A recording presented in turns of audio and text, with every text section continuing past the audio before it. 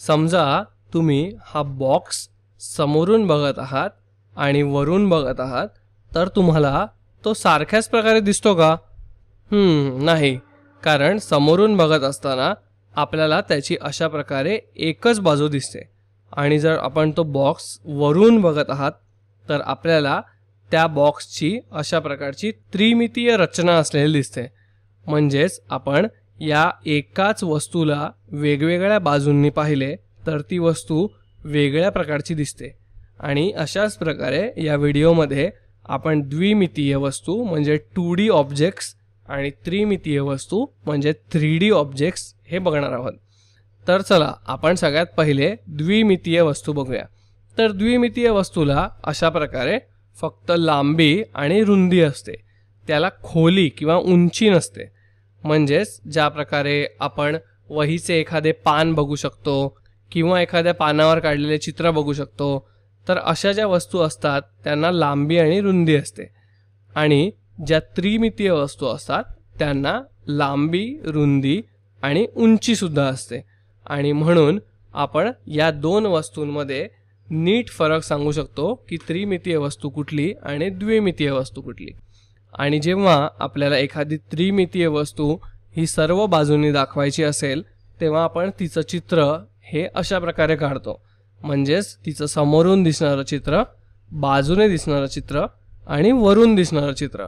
यावरून आपल्याला संपूर्णपणे लक्षात येते की ती वस्तू ही पूर्णपणे त्रिमितीय वस्तू आहे आणि ती त्रिमितीय वस्तू सर्व बाजूंनी कशी दिसेल हे आपल्याला अशा प्रकारे समजते.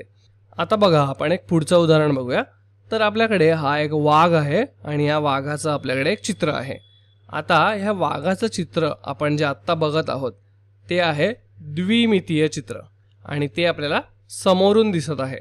परंतु हेच चित्र जर आपण बाजूने बघितलं तर ते आपल्याला अशा प्रकारे दिसतं आणि वरून बघितल्यानंतर ते अशा प्रकारे दिसतं.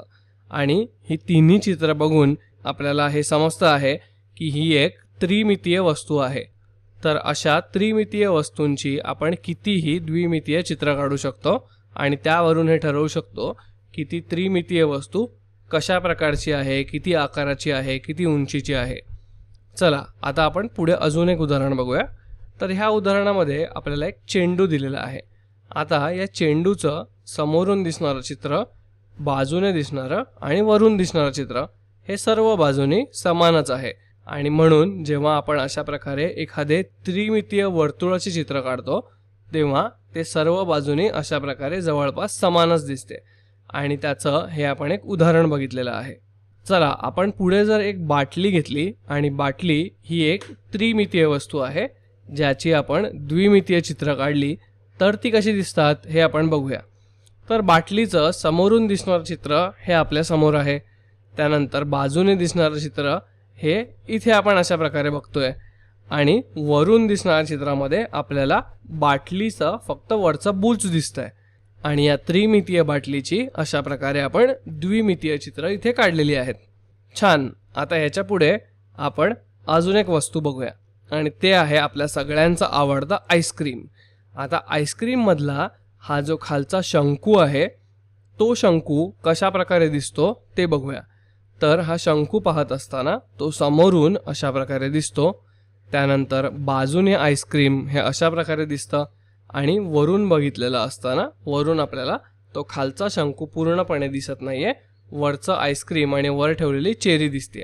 आणि म्हणून आपण हे सांगू शकतो की ह्या त्रिमितीय वस्तूचं आपण हे द्विमितीय चित्र काढलेलं आहे. छान. म्हणजे आपण या व्हिडिओमध्ये 2D आणि 3D वस्तूंबद्दल शिकलेलो आहे आणि त्यांचे चित्र कशा प्रकारे असतात हे आपण या व्हिडिओमध्ये शिकलेलो आहोत.